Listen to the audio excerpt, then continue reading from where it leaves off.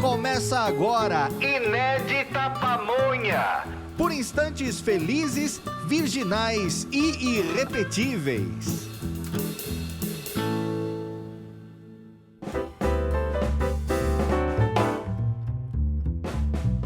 Senhoras e senhores, estamos no ar.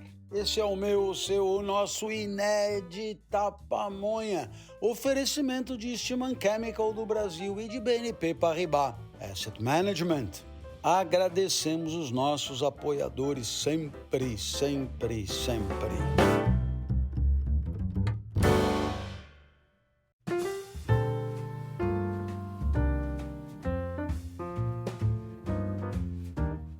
Hoje eu tenho diante de mim a obra Filosofia do Budismo Zen, do filósofo alemão-coreano Byung-Chul Han. Filosofia do Budismo Zen.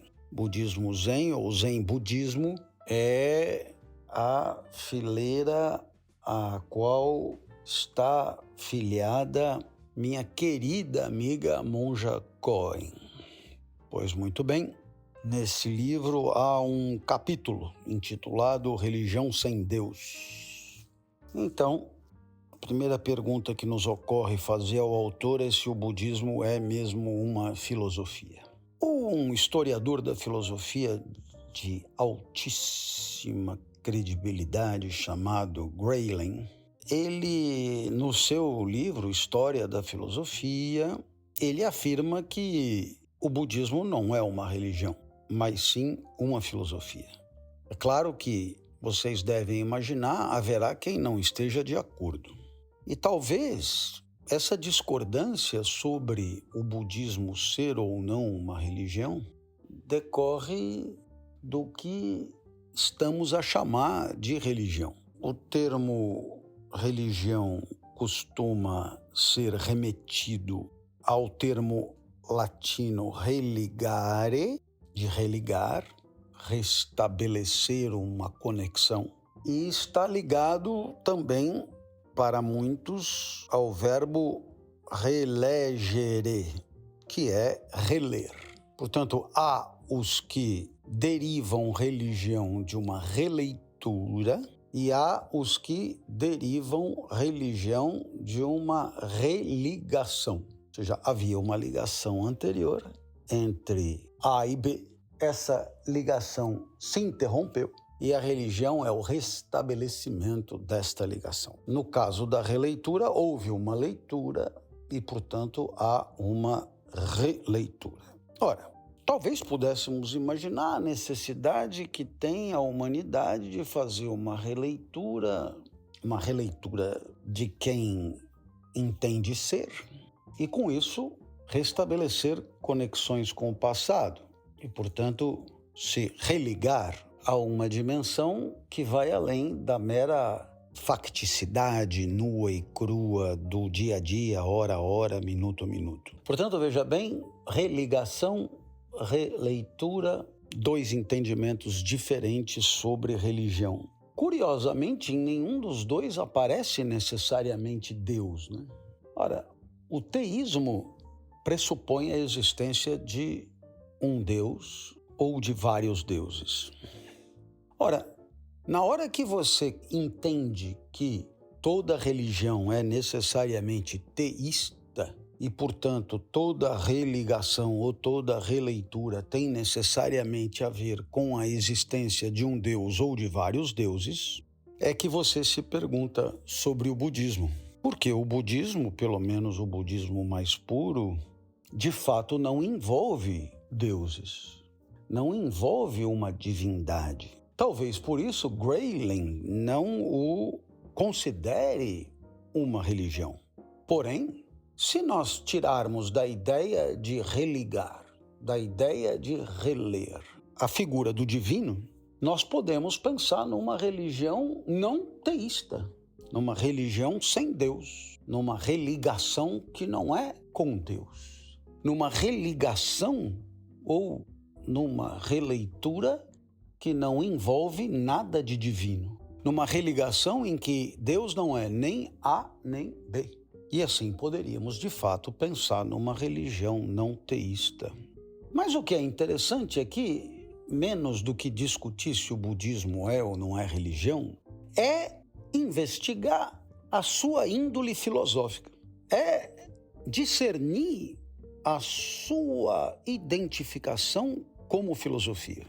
Ora, inicialmente, no budismo que nós poderíamos chamar do budismo raiz, no budismo de origem indiana, ele recusa a existência de divindades, ou pelo menos ele não requer a existência de divindades. Portanto, ele não se apoia em nenhum tipo de princípio ou mensagem proveniente de fontes transcendentes, transcendentes a nós mesmos, transcendentes ao mundo da vida sobre como devemos viver.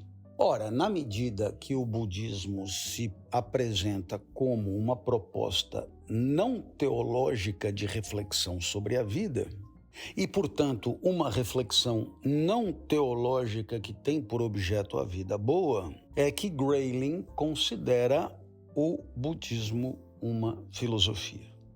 Ora, o budismo fundado por Siddhartha Gautama é entendido, como uma escola filosófica indiana heterodoxa, portanto não ortodoxa, em razão de não aceitar de modo dogmático e definitivo a autoridade dos Vedas, que são textos antigos, muito antigos, escritos em sânscrito e que estão na base do hinduísmo.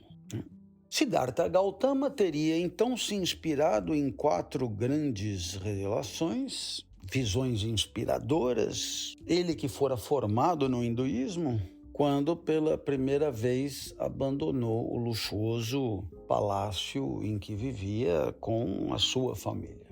Siddhartha Gautama, todos sabem, tem uma infância aristocrática, opulenta, riquíssima, nobre. Quais são essas 4 inspirações? Aves que emitem som de ave, eu vou dizer assim, Porque se você disser aves cantando, eu provavelmente não sei se o ruído da ave se confunde com um canto. Haverá quem diga que sim, mas é aves emitindo ruído, piando, gorjeando, depende um pouco da ave. O rio que escorre, o rio que avança na sua correnteza, terá sido um trovão, um raio, o pôr do sol? Então, não, Quer dizer, justamente não. Quer dizer, a gente pensa em algumas coisas inspiradoras, mas isso aí não é o caso, Não é o caso. Então, o que é que Siddhartha Gautama viu? Isso aí é super interessante, Porque é toda uma reflexão, um edifício complexo, parte de uma observação empírica absolutamente trivial, casual mesmo. Então, ele viu, em primeiro lugar, um idoso. E aí, então, quando ele vê o idoso, ele se dá conta de uma certa necessidade, daquilo que é necessário, um envelhecimento necessário, um envelhecimento inexorável, o idoso. O idoso. É claro que nós estamos aí, refletindo sobre a vida boa a partir do mundo da imanência, ou seja, uma vida boa que não é decretada por uma instância transcendente a nós. E, portanto, aquilo que inspira Siddhartha Gautama poderia chamar a atenção de qualquer um de nós. Um idoso, Um idoso. Todos envelheceremos ou morreremos antes de envelhecer. Em segundo lugar, um doente. E Siddhartha Gautama, ele vincula o flagrante do homem doente com a dor. A dor. Claro que aqui nós poderíamos fazer uma interpretação menos assim, ortodoxa e poderíamos dizer, no fundo, a doença poderia lhe mostrar a inexorabilidade da queda da potência, né? A doença é a queda da potência, né? Portanto, há na doença dor, mas há na doença tudo que é apequenamento, né? Seja alguma coisa que é menos potente do que já foi ou do que é em situação de não doença, em situação normal. Portanto, estamos todos sujeitos à doença, estamos sujeitos ao apequenamento, estamos sujeitos à queda da potência, estamos sujeitos à dor, né? Terceira coisa que ele vê é previsível, né? Porque se ele viu um velho, ele viu um doente, é previsível que ele tenha visto também um cadáver. E o cadáver indica a finitude mesmo, né? A finitude do quê? Da vida, né? O cadáver indica a finitude da vida. Portanto, nós temos um fluxo necessário ao longo da existência, que é o envelhecimento. Nós temos a queda da potência necessária durante a existência, que é materializada na dor. Nós temos o fim da existência, que é o cadáver. E, finalmente, Siddhartha Gautama se depara com alguém que reflete, né? Um asceta, né? Alguém que reflete sobre as causas do sofrimento.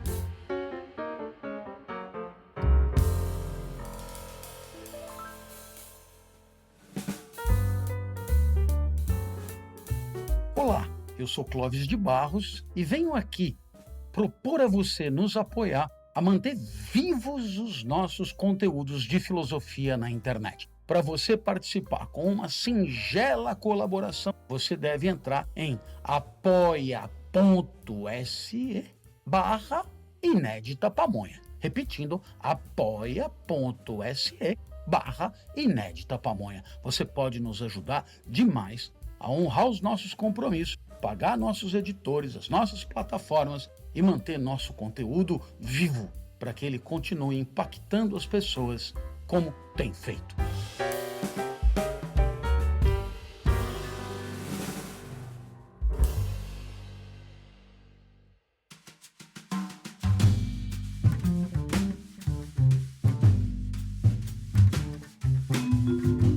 Com base nesses 4, ele decide abandonar a sua vida de então, marca uma ruptura com a vida palaciana de então e decide rumar em direção ao que ele chamava de iluminação. A própria ideia do Buda significa justamente ser o iluminado. E há aqui quem diga que o Buda permanecia sentado impassível num estado tal que já não sabia se o tempo existia. Portanto, existe aí uma questão de uma nova temporalidade cogitada, que é uma forma de eternidade na imanência, ou seja, uma espécie de presente que não vira passado.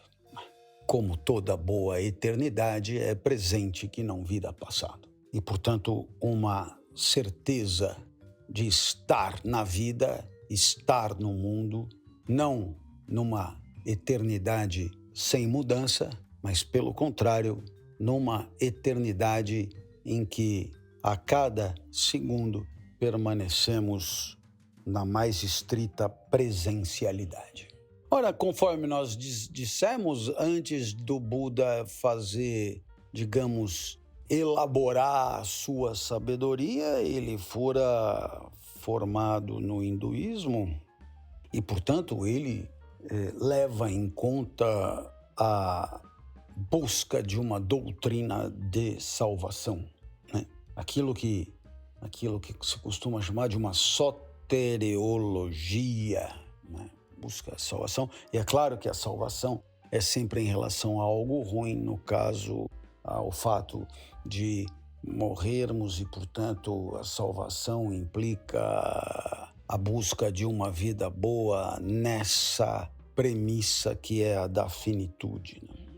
Então é claro que o que se busca é diminuir o sofrimento, reduzir o sofrimento inerente à existência, por via do quê?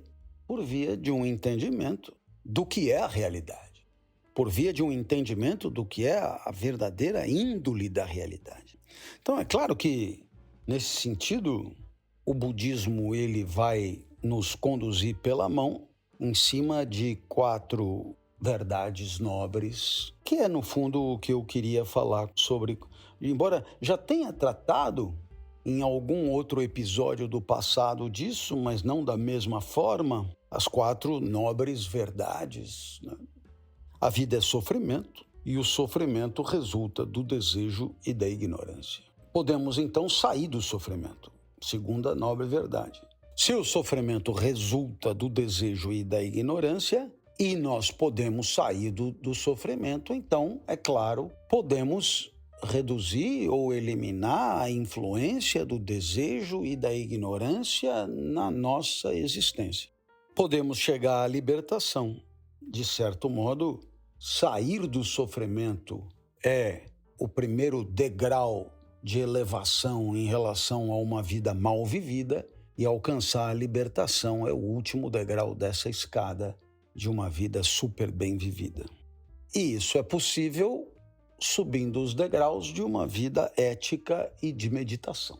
Então, é claro, a gente avança aqui nessas 4 verdades. Você vem comigo, gostaria que refletisse sobre elas. A vida, a existência do dia a dia, do cotidiano, de todo mundo, do senso comum, do viver comum, do ordinário, é sofrimento. Esse sofrimento, ele resulta de 2 problemas impressionantes. Um deles é o fato de sermos desejantes o tempo inteiro e o fato de sermos profundamente ignorantes. É claro que podemos sair dessa situação e podemos, então, diminuir o sofrimento ou eliminar o sofrimento, o que pressupõe uma espécie de redução da ignorância e correspondente redução da nossa índole desejante.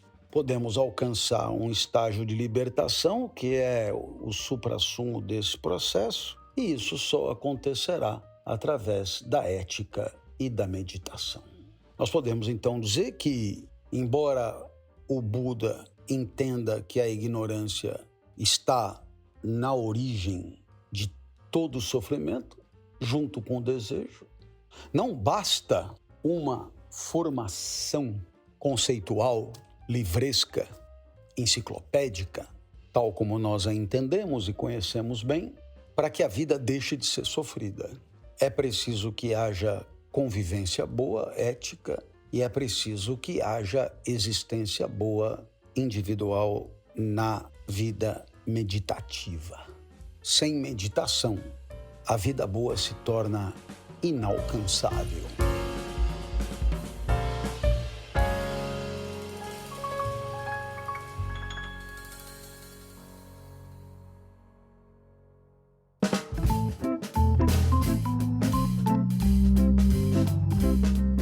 Alguma dúvida do episódio? Se ficou com alguma dúvida, manda a tua pergunta, por favor. Para enviar, você deve ser apoiador do podcast e entrar no site do Apoia-se. Então lá você vai encontrar todas as informações para o envio do material.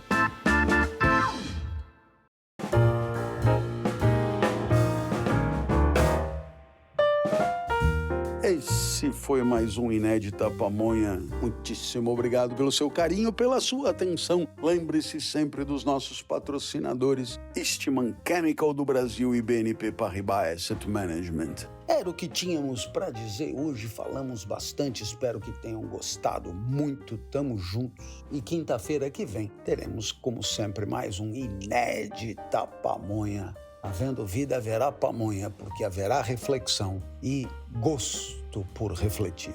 Um beijo grande, valeu, até a próxima!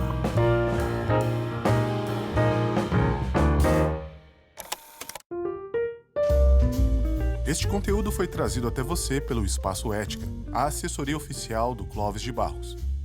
Para mais informações sobre cursos, livros e palestras, acesse clovisdebarros.com.br e siga o professor nas redes sociais.